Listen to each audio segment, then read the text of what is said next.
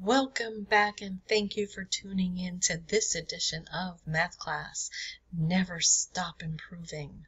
Today we're going to continue with our radical subject, and we're going to add and subtract radicals in expressions. How exciting, right? I bet you can't wait to get started. But first, before we can get started, I want you to enjoy this little video clip. Now that you've seen a little video clip that would help you understand where we're headed, I want you to answer this question for me. I want you to answer this one too. Be careful. All right, now that you've got the idea of like terms, we've got like radicals also. If you take a look at these radicals that we have showing here, let me get my pointer. You can see that these two radicals have the same radicand underneath the radical sign. So if we were to put a little plus sign right here and add 1 square root of 7 to 1 square root of 7, we would say that we have 2 square roots of 7. Cool, right? I know, it's just overwhelming. Over here, though, the square root of 3 and the square root of 5, they just don't mesh up. We cannot add them, we cannot subtract them. We could multiply or divide them. Of course, they would be messy because they don't, well, multiply wouldn't be bad, but dividing, ew, that would be a messy one.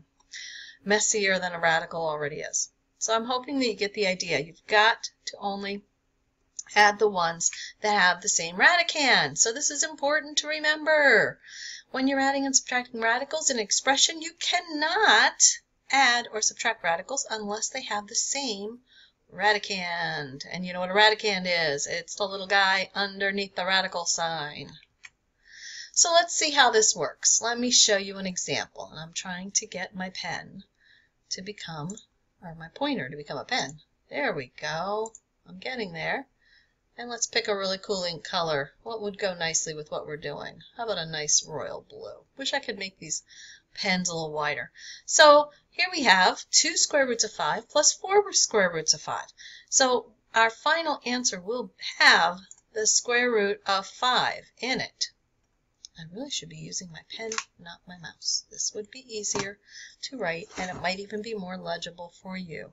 Legible, meaning you could read it. Well, let's see. There we go. Now I can put a 5 under there.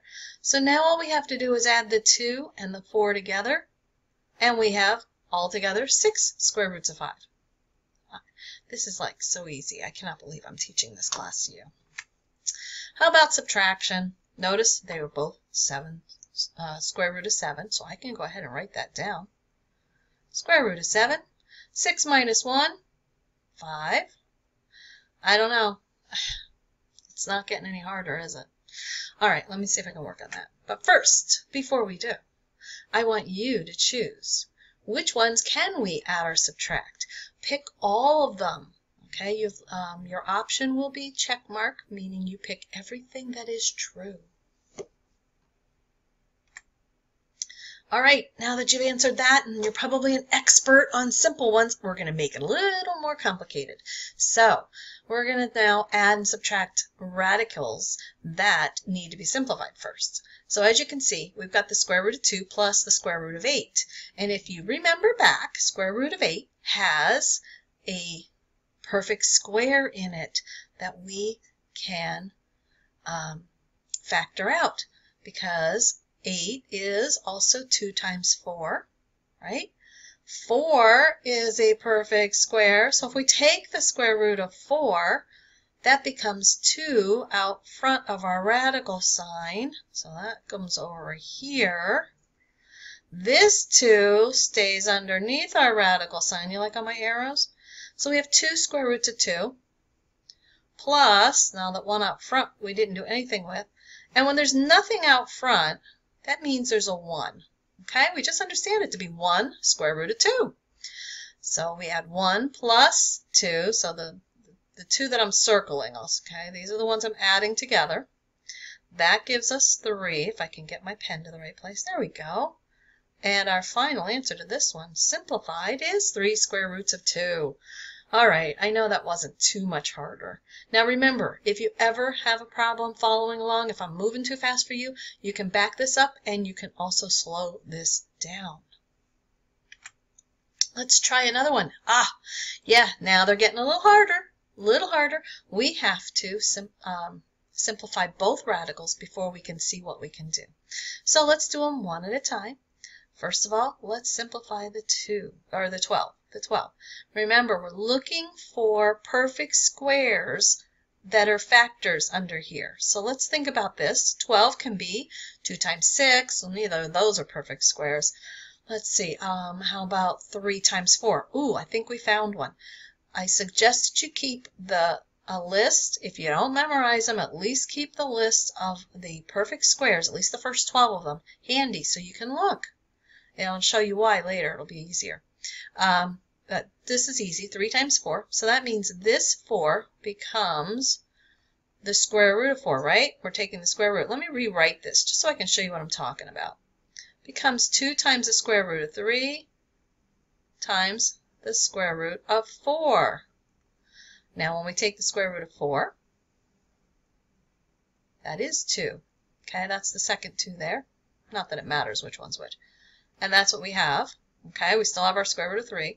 And now we multiply our 2's out, and that gives us the square root of 3. So this is the shortcut. I've been showing you kind of a shortcut, and I've been doing it without showing you all that. So now let's factor out our 27, and I'm going to kind of make it move over to the right just a bit. 27, let's see. I can only think of 3 times 9. It's the only one. So one of those actually is a perfect square, the 9, right? So just like we did before, we can bring the square root of 9 in front of our radical sign like we did down here.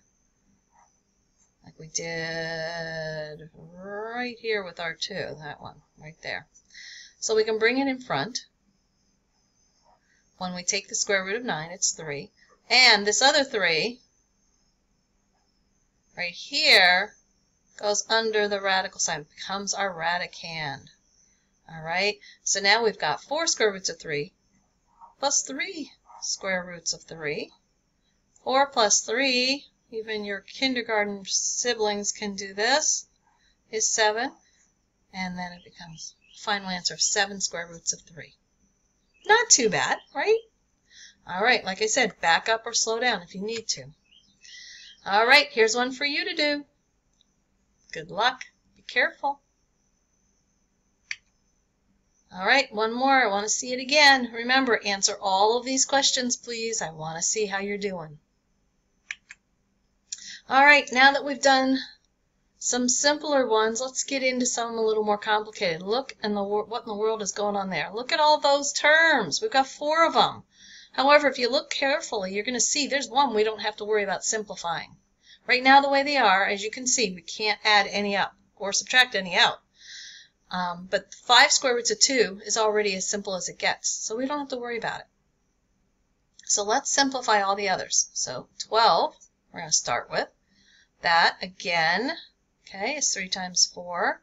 The 4 simplifies, or the square root of 4 is 2, so it becomes 3 times 2. And then this 3 goes under here, okay? This 4 became that 2. All right, moving on. Hope you're keeping up. 75. Well, let's see. 5 will go into it, but that's 5 times a lot.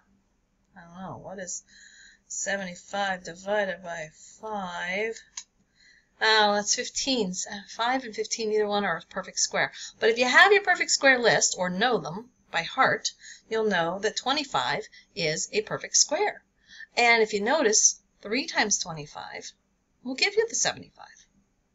Hey, it's looking good. It's looking good. And again, we can take the square root of 25. That goes right here. Oops, not a plus there. Let me get that eraser. Hold on.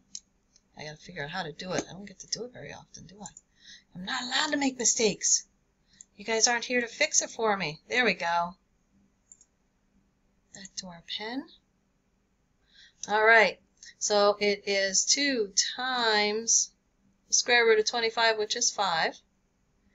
And our 3 comes down. Let's see. So just as a little reminder, there is where the 25 went. It became a 5 outside the radical sign.